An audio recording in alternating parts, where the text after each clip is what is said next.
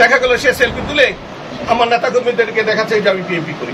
তা না, সেলফিটি প্রমাণ করবে না যে আপনি আওয়ামী লীগ থেকে বিএনপি করেন। নো, আমি দেখি না শরীয়তপুর জেলার মধ্যে কোনো প্রতিযোগিতা আছে, কোনো প্রতিদ্বন্দ্বিতা বা প্রতিহিংসা আমি দেখি না। যেই জুলুম নির্যাতন 18 বছরে আওয়ামী লীগ করেছে সাধারণ মানুষকে, আমরা যদি এক কমান্ডে না চলতাম তাহলে এখানে অনেক ক্ষয়ক্ষতির পরিমাণ অনেক বেড়ে যেত।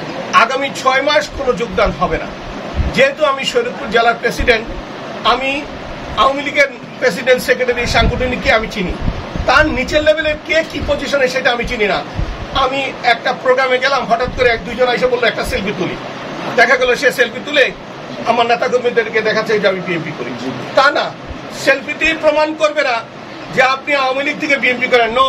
250-টিরও বেশি ডিজাইন অপশন নিয়ে ওয়ালটন স্মার্ট ফ্রিজ, বোঝে আপনার প্রয়োজন। অনেক চোর ডাকাত আমার পাশে দাঁড়িয়ে ছবি তুলে থানায় বলতে পারে যে আমি অনেক সাচ্চা ইমানদার। নো, আইন তার নিজস্ব গতিতে চলবে। ছবি প্রমাণ করবে না সে নির্দোষ, ছবি প্রমাণ করবে না সে নির্দোষ। আমার কাছে, আমি রাজনীতি করি, আমার পাশে চোর দাঁড়িয়ে ছবি তুলতে পারে, ইমানদার ছবি তুলতে পারে, মসজিদের ইমাম সাহেব ছবি তুলতে পারে। অতএব তার যতটুকু অপরাধ করেছে তার অপরাধের প্রাপ্য তাকে পেতে হবে। ছবি কোনোভাবেই ম্যাটার করে না যে সে আওয়ামী লীগ থেকে কিরণ সাহেবের সাথে ছবি তুললেই সে বিএনপি হবে। যেন আমাদের শরীয়তপুর জেলার মধ্যে বিএনপি নিয়ে কোনো দ্বন্দ্ব নেই। আমাদের স্পষ্ট, আমরা শহীদ রাষ্ট্রপতি জিয়াউর রহমানের সুযোগ্য সন্তান, বিএনপির অ্যাক্টিং চেয়ারম্যান, তার নির্দেশনায় যেভাবে আমাদের প্রতি ন্যস্ত করা হয় আমরা সেই নির্দেশনায় ঐক্যবদ্ধ বিএনপি কাজ করে যাচ্ছি দীর্ঘ দিন যাবৎ।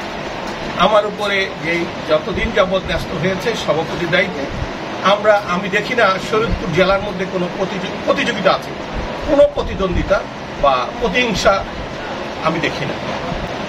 আমাদের বিএনপি একটি বড় দল, সবাই চেষ্টা করবে এখান থেকে ইউনিয়নের নির্বাচন করা, মেম্বারি নির্বাচন করা, উপজেলা নির্বাচন করা, জেলা পরিষদে যাওয়া, এটা চেষ্টা করবে।